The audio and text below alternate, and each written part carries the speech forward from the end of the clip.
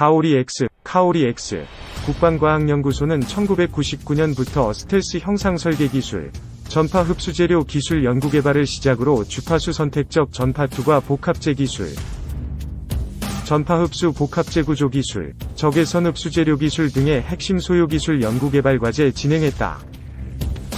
또 스텔스에 대한 해석과 측정 능력을 확보하고 연구시설을 바탕으로 스텔스 무인 전투기 기술 시범기 과제를 수행하여 2015년 초도 비행에 성공하였다. 2017년부터 2차 기술 시범기 사업을 진행 중이며 해당 시범기 사업을 통하여 스텔스 성능 향상, 비행 성능 향상 및 스텔스 무인 전투기 운영 개념 연구 등을 수행하고 있다. 2020년 8월 5일 에드 창설 50주년을 기념하는 행사에서 국산 스텔스기 가오리 X를 최초로 공개했다. 가오리 X는 미래 핵심 기술 분야의 저피탐, 스텔스, 무미입, 꼬리날개 없음, 기술 시범기로 분류되며 향후 무인 스텔스 감시 정찰기 및 전투기 등으로 점차 발전시켜 나갈 것으로 예상된다. 국방과학연구소가 국내 최초의 스텔스기를 개발 중이며 현재 약 70% 기술 수준에 도달했다. 무장 가오리 X, 10톤, 가 전투기인 만큼 무장 능력이 중요하다. 정확한 재원은 공개되지 않았지만 외국의 비교 기종들을 살펴보면 대략적으로 가오리 X의 무장 능력을 추정할 수 있다. 보통 외국의 동일한 외형의 무인 전투기들은 2개의 내부 무장창을 가졌다. 프랑스 다소 뉴론, 7톤, 은 500파운드 레이저 유도 폭탄 2발을 장착한다.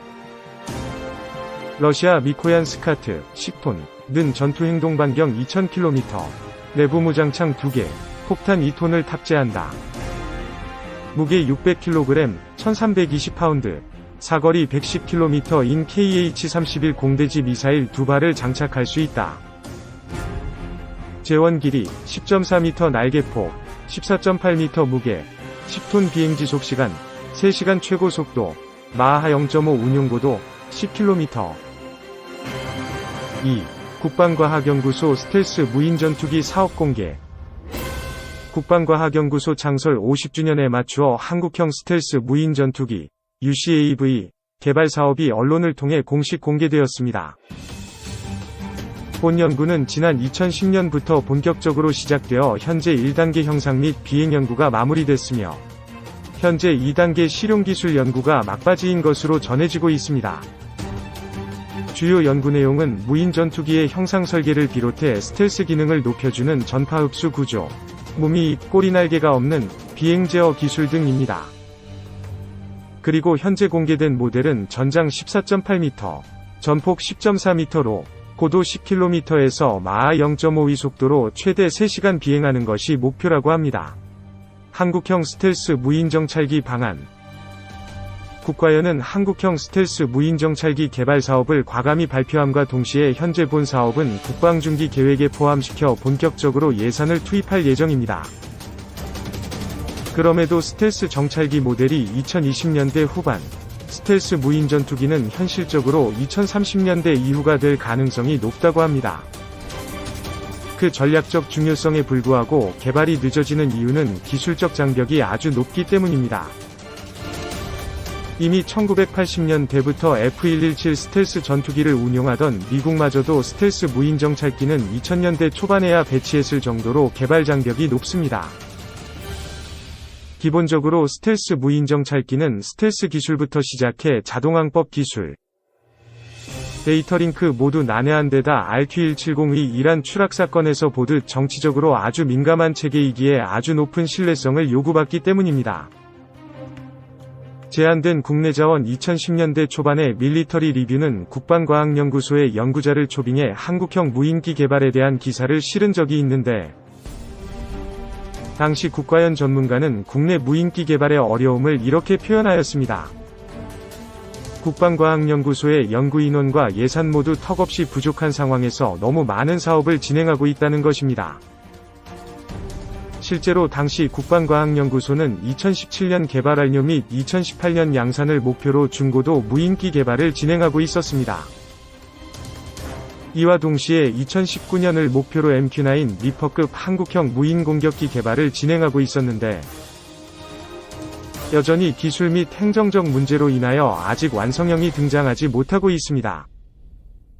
더욱이 국내의 항공개발 예산과 인력의 대부분이 KF-X, 한국형 전투기, 사업에 투입되고 있어 최소 1조 원 정도의 개발비가 필요한 스텔스 무인정찰기 개발에 투입할 자원 자체가 부족한 상황입니다. 무엇보다 KF-X 사업은 관련 기업에게 중장기적인 이익을, 공군에겐 보직을 유지할 자리를 제공하지만 스텔스 무인정찰기 및 무인전투기는 그 무엇도 약속하지 않기에 기업과 군 모두가 큰 관심을 두고 있지 않습니다. 국과연의 다단계 접근 전략. 이에 국방과학연구소의 무인기 개발팀은 먼저 개념연구센터를 활용해 선행 핵심 기술 연구과제 형태로 중장기 연구 플랜을 마련하였습니다. 그 이후 2017년 8월부터 본격적으로 응용연구비와 개발비를 투입해 본격적인 개발을 시작한다는 사업안을 마련합니다. 그나마 스텔스 무인정찰기의 중요성과 장내 전장의 UCAV, 무인전투기가 핵심이 된다는 것은 누구라도 인정하고 있었습니다. 그래서 2000년 당시 국방부 군사개혁위원회 소속 군사혁신기획단에서는 한정된 국방자원을 활용해 반드시 개발해야 할 미래형 무기체계로 한국형 UCAV를 선정하기도 했습니다. 그 후 2010년에 마련된 중장기 로드맵은 2020년대 중후반까지 스텔스 성능을 갖춘 스텔스 무인정찰기를 개발하고 그 기체와 엔진을 기반으로 무인전투기 UCAV를 개발해 2030년대 이후부터 공군의 주전력으로 운용한다는 것이었습니다. 동시에 2000년대 초반에 이미 중고도 무인기 개발 사업 KF-X 한국형 전투기 사업이 진행되고 있었던 만큼 이때 개발된 기술들을 사용해 개발비와 개발 시간을 단축시킬 수 있을 것이라는 기본 방향이 마련되었습니다. 스텔스 무인기 실증 기술 개발. 중장기 로드맵이 마련된 이후 국방과학연구소는 합참의 협력을 통해 무미익 스텔스 UCAV 형상 설계, UCAV용 엔진 개발, 무인전투기 편대 동시 제어 등의 기술 개발 과제를 하나하나 수행하기 시작하였습니다. 이와 동시에 무인기에 필요한 고속 데이터 링크, 각종 센서 체계, 복합재 기체 설계 기술, 스텔스 기체 개발 및 제조 등의 기술은 중고도 무인기와 KF-X, 스텔스 공격 무인기 사업을 활용해 축적할 수 있었습니다. 선도형 핵심 기술 사업 공군이 국방장기 계획서에 한국형 스텔스 무인정찰기와 UCAV 소요를 반영함에 따라 국방과학연구소는 미래 군사기술을 미리 개발하는 데 사용하는 선도형 핵심 기술 예산을 사용해 본격적으로 기술 개발에 들어갔습니다. 2010년에 완성된 한국형 스텔스 무인정찰기와 UCAV 위 기본 스펙을 보면 무미익 전익, 올윙, 델타윙 형상을 취하며 무미익 기체의 제어가 쉽지 않은 만큼 필요시 수직미익을 추가할 수 있도록 배려하였습니다. 그리고 전시 운용을 대비해 주익 손실, 비대칭, 3분의 1 이상 손실 시 비행 가능을 대응하도록 개발할 예정입니다. 그럼 왜 무미익 전익 기체일까요? 미국의 X-45인 유럽, 러시아, 중국의 모든 UCAV는 하나같이 무미익 전익, 올윙, 델타윙 형상을 취하고 있기 때문입니다. 그리고 이는 점차로 대중화되고 있는 UHF와 VHF 대역 저주파 레이더 체계에 대응하기 위함이었습니다. F1172나 F22, F35, J20, Su-57 패크 FA 등의 스텔스 기체들은 하나같이 X밴드 8에서 12GHz부터 S밴드 2에서 4GHz 대역에 대응한 스텔스 능력을 가지고 있을 뿐입니다. 이들 주파수 대역은 레이더 주파수 파장의 크기가 cm 단위에 불과해 기체와 공진 반사가 일어나지 않으며 무엇보다 램을 통한 전파 흡수가 용이한 편입니다.